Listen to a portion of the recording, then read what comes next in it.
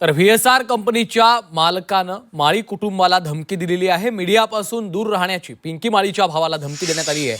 व्हीएसआर कंपनीच्या मालकावर मिटकरींनी गंभीर आरोप केलेला आहे। व्हॉट्सअप कॉल करून ही धमकावल्याचा देखील आरोप अमोल मिटकरी यांनी केलेला आहे।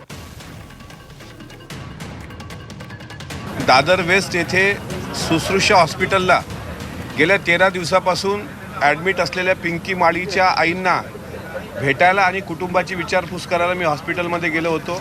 त्यावेळेस तिचे वडील शिवचरण माळी त्या ठिकाणी उपस्थित होते आणि पिंकीचा भाऊ पण उपस्थित होता। त्यांनी बऱ्याच गोष्टी सांगितल्या आणि ह्या गोष्टी सांगितल्या असताना मागच्या एका पत्रकार परिषदेमध्ये जो ऑडिओ आमदार रोहित पवार यांनी ऐकवला होता तो ऑडिओ मी पण ऐकला। त्याच्यामधली भाषा म्हणजे व्ही.के. सिंग जो आहे, व्ही.के. सिंगनी अप्रत्यक्ष धमकी दिलेली आहे पिंकी माळीच्या कुटुंबियांना की तुम्ही पत्रकार परिषदा घेऊन पत्रकारांसमोर जाऊन तुमचा जीव धोक्यात घालू नका। अशा आशयाचे जर व्हॉट्सअप कॉल त्यांना येत असतील तर त्यांच्या कुटुंबाला संरक्षण मिळालंच पाहिजे। सिंगची सुद्धा नार्को टेस्ट झाली पाहिजे। व्हीएसआर व्हेंचरचा तो मालक आहे। आणि तिसरी महत्त्वाची गोष्ट, त्या ऑडिओमध्ये कॅप्टन सुमित कपूरने अजित पवार जी के विमान को ठोक दिया, तर ठोक देण्याची जी भाषा आहे ती अंडरवर्ल्ड आणि क्रिमिनल लोकांची असते। मी मागच्या आठवड्यात पण म्हटलं होतं का व्ही.के. सिंगचे अंडरवर्ल्डशी कनेक्शन असण्याची शक्यता नाकारता येत नाही।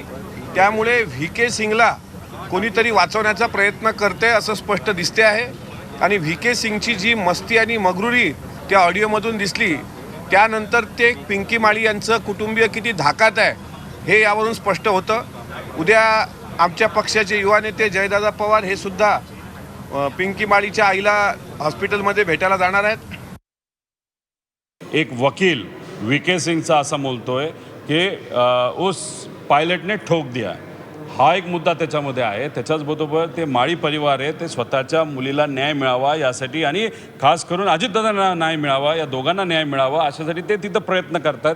त्यांची आई तिथं आजारी आहे, त्यांचा तिथं डॉक्टरांकडनं चांगलं तिथं ट्रीटमेंट तिथं सुरू आहे, पण त्यांना कुठेतरी दबाव हा आणला जातो आहे। मग ये नाही मिलेगा वो नहीं मिलेगा, आणि ह्याच्यात कुठंतरी व्ही.के. सिंगला असं वाटतंय आता CIDकडे जात असताना AK-47 घेऊन जाणारा माणूस म्हणजे किती पोचलेला असेल तुम्ही त्या ठिकाणी बघा। मग तिथं अशा पद्धतीने या व्यक्तीला वाचवलं जात असेल तर मग इन्व्हेस्टिगेशन योग्य दिशेने जाईल असं आम्हाला दुर्दैवाने त्या ठिकाणी वाटत नाही।